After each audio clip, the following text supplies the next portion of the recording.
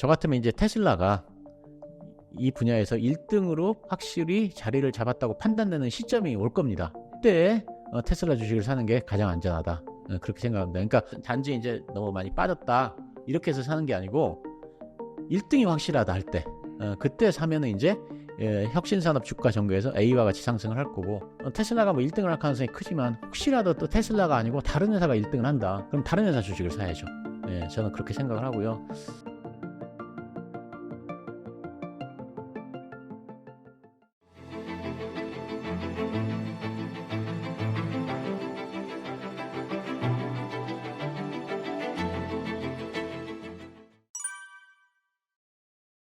그러니까 이제 테슬라가 이제 좀 주가가 지지부진하면서 하락을 했는데, 그러니까 자 다시 또 이제 그 혁신 산업의 주가 전개 사이클로 돌아가서 테슬라의 하락을 이해하기 위해서는 저는 성장주 상승 사이클을 이해해야 된다 이렇게 생각하거든요. 이제 지금 보시는 게 이제 성장주 상승 사이클이고요. 앞에서 이제 이건 설명을 드렸습니다. 이제 테슬라를 비롯한 이제 전기차 관련 주식들이 이제 코로나 때 뭐 중심으로 해갖고 굉장히 많이 올랐지 않습니까? 저는 이제 그게 1단계 상승이라고 생각을 합니다. 그래서 그게 이제 1번에서 2번까지 올라가는 그 1단계 상승이라고 생각하고요. 이제 이게 1단계 상승이 끝난 다음에 이제는 지금은 하락하는 구간에 들어섰다. 그래서 이제 지금은 1단계 상승 올라갔다 끝나고 이제 그 정점에서 지금은 하락하는 그런 단계에 들어왔다. 그래서 주가가 하락을 하고 있다. 이렇게 생각을 합니다. 그러니까 이 차트에서 2번에서 D번으로 하락하고 있는 시기다. 사실 그렇게 생각을 합니다. 1차 상승 때 사실 기본적으로 이게 전기차와 밸류 체인에 있는 주식들이 사실 다 좋았지 않습니까? 그러다 지금은 거의 다 좋지 않지 않습니까? 사실 그래서 1차 상승을 다 끝내고 그 다음에 지금은 이제 치킨 게임 단계에 돌입해서 이게 하락을 하고 있다 이렇게 생각을 하고 있습니다.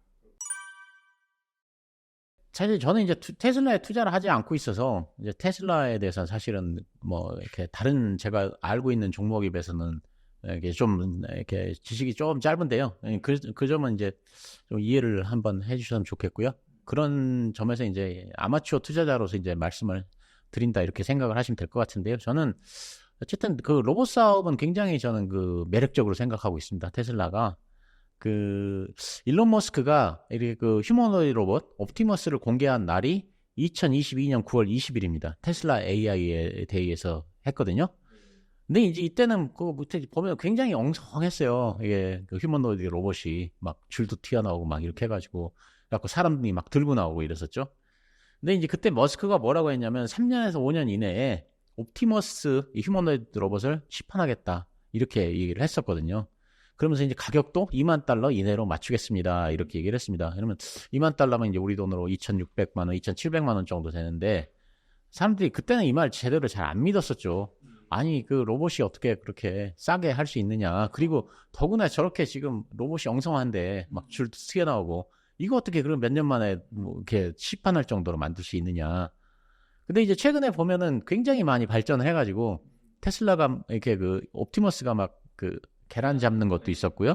그리고 막 뭐 이렇게 뭐 되게 블록 구분하고 이런 것도 있었고요. 그래서 인지 능력도 굉장히 좋아졌고요. 이런 걸 감안하면 몇 년 안에는 상용화가 가능한 휴머노이드 로봇이 나올 수도 있겠구나. 이제 그런 생각을 하게 됐습니다. 그래서 그런 면에서 본다면 테슬라가 이제 상용화가 가능한 그런 저렴한 2만 불 이내의 그 휴머노이드 로봇을 처음으로 내놓을 가능성이 굉장히 커지고 있지 않나. 이런 생각을 합니다. 그래서 이제 이런 로봇에 대한 기대는 굉장히 크고요.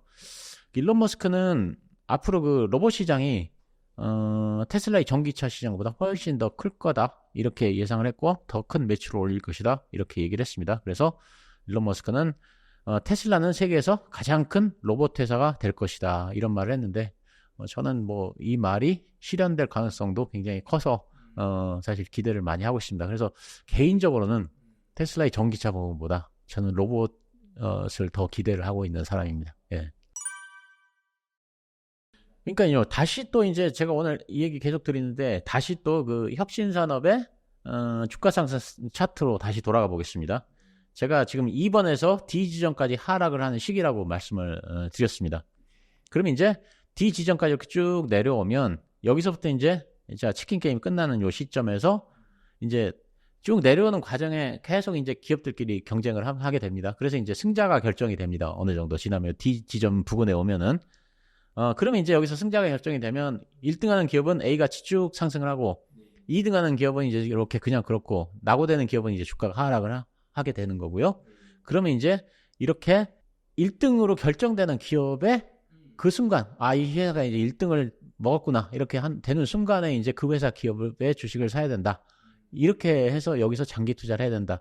이런 생각을 갖고 있는 거거든요. 그러니까 치킨 게임이 끝났을 때 어떤 업체가 승자가 돼서 이제 A같이 상승을 할 거다. 그렇게 판단이 되는 그 시점에서 이제 A 회사 주식을 사야 되는데 사실 그거는 지금은 모른다는 거죠. 그러니까 무슨 얘기냐면 자, 치킨 게임에 들어간 지금은 경쟁이 굉장히 치열합니다. 그래서 이 치열한 경쟁이 끝나고 나면 누가 승자가 될지는 아직 모르는 건데 왜 모르냐? 사람들은 다 그렇게 생각하겠죠. 당연히 테슬라가 1등이지. 예. 이렇게 생각을 하는데 그게 또 그렇게 또 간단한 문제는 저는 아니라고 생각합니다. 예를 들면 그 글로벌 현재 전기차 1등 기업은 BYD입니다. 그죠? 근데 이제 BYD가 지금 미국 진출을 하기 위해서 멕시코에 공장을 짓고 있습니다.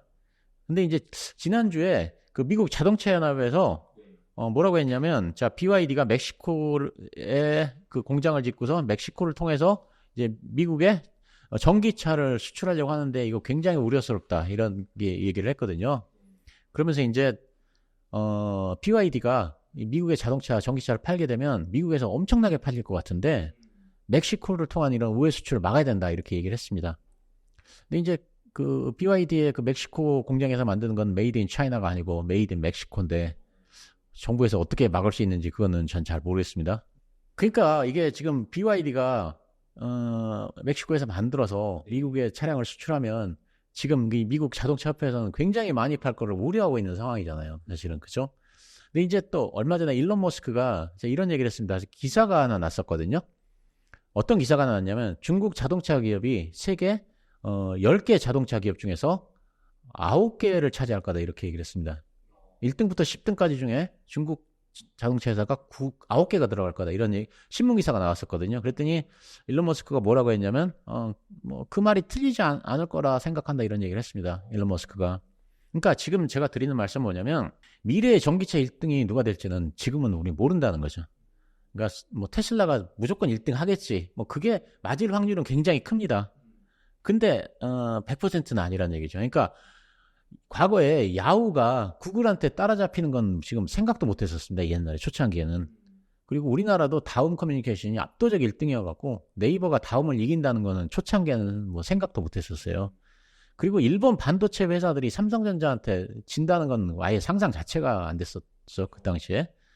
그러니까 이제 그런데 다 이렇게 이제 뒤집혔지 않습니까? 그러니까 미래는 모른다. 사실 저는 이제 그 말을 드리는 거고요. 그래서 이런 경우에는 어떻게 하냐면 저 같으면 이제 테슬라가 이 분야에서 1등으로 확실히 자리를 잡았다고 판단되는 시점이 올 겁니다. 아까 말한 D지점. 그때 테슬라 주식을 사는 게 가장 안전하다. 그렇게 생각합니다. 그러니까 지금 단지 이제 너무 많이 빠졌다. 이렇게 해서 사는 게 아니고 1등이 확실하다 할 때. 그때 사면은 이제 혁신산업 주가 전개에서 A와 같이 상승을 할 거고. 근데 테슬라가 뭐 1등을 할 가능성이 크지만 혹시라도 또 테슬라가 아니고 다른 회사가 1등을 한다. 그럼 다른 회사 주식을 사야죠. 예, 저는 그렇게 생각을 하고요. 근데 이러면 이제 이런 얘기를 합니다. 아니, 그러면 1등이 된다면 이미 주가 많이 올랐을 텐데 먹을 게 뭐가 있냐 이런 얘기를 하는데 그게 꼭 그렇진 않은 게 생각을 해보면 네이버가 인터넷에 1등이 된 다음에 네이버 주식을 샀으면 엄청나게 지금 돈을 벌었을 거고요. 구글이 1등이 된 다음에 주식을 샀어도 구글도 엄청나게 돈을 벌었을 거고 삼성전자가 메모리 반도체에서 1등으로 딱 자리를 잡은 순간에 삼성전자 주식을 샀어도 뭐 수십 배는 벌었을 겁니다. 그러니까 1등으로 자리 잡은 순간 그 순간이 이제 발전의 시작이기 때문에 사실 그때 사도 늦지 않다. 저는 그렇게 생각합니다. 그러니까 로봇 섹터는요. 저 장기적으로는 굉장히 좋게 보고 있고 구조적으로 성장 섹터가 될 것은 거의 확실하다. 사실 이렇게 생각하고 로봇 섹터의 분위기는 좋을 거로 생각을 하는데요. 자, 이 똑같은 얘기인데 다시 한번 이 혁신산업의 주가 사이클을 다시 한번 보겠습니다. 자, 로봇 관련주들이 작년부터 지금까지 상승을 쭉 했습니다. 지금도 상승을 하고 있다고 봐야죠. 근데 저는 똑같이 말씀드립니다. 이게 1단계 상승이라고 생각하거든요. 이게 1단계 지금 뭐 중간 정도 왔거나 뭐 한 3분의 2 지점에 왔거나 하여간 어디 있는지는 모르겠지만 지금 1단계 상승을 한참 하고 있는 상태입니다. 자, 그러면 자, 전기차하고 똑같이 1단계 상승이 지나면 이제 이게 너무 올랐나? 이런 생각이 들어서 이제 거품 우려 때문에 주가가 하락을 하기도 하고 아니면 치킨 게임이 벌어지면서 역시 로봇 관련주도 전반적으로 하락을 할 가능성이 있는데요. 그러면서 이제 또 하락을 하는 과정에 자연히 또 로봇 관련주 1등이 가려지게 됩니다. 그럼 이제 D 지점에서 이제 1등주만 이제 다시 상승을 하게 되거든요. 로봇의 1등주만 A와 같이 쭉 상승을 하게 됩니다. 그러니까 이제 제가 말씀드린 거는 그 로봇 관련 섹터는 구조적 성장주가 맞습니다. 근데 이제 이 주식 자체가 모든 주식이 지금 여기서부터 계속 오른다는 얘기는 아닙니다. 그죠? 그래서 지금은 로봇 관련주에 장기 투자를 하는 게 아니라 혹시 이제 지금 가지고 있지 않아서 1단계 상승을 놓치신 분들은 차라리 좀 기다렸다가 로봇 관련 회사 중에서 1등이 결정된 후에 아까 제가 전기차하고 똑같은 얘기 하는 겁니다. 로봇 관련주 중에 1등이 결정된 후에 그러니까 우리나라의 1등이 아니고 글로벌 1등을 말하는 겁니다. 그러면 그 회사에 장기 투자를 하는 게 옳은 방법이다. 이렇게 생각을 합니다. 그래서 반복적으로 제가 말씀을 드리지만 구조적 성장 섹터와 구조적 성장주는 다릅니다. 구조적 성장 섹터 안에 들어갔다고 해서 구조적 성장주는 아니고 이게 언제부터 구조적 성장주가 되냐 하면 구조적 성장 섹터 안에서 1등으로 자리를 잡은 그 순간 그때부터 구조적 성장주로 바뀌는 겁니다. 예, 지금은 제가 이제 시간이 여기서 많지 않으니까 세세하게 설명을 못 드리는데 뭐 다양한 예를 들어놨죠. 사실 그래서 이제 가능하면 좀 이렇게 잘 알기 쉽게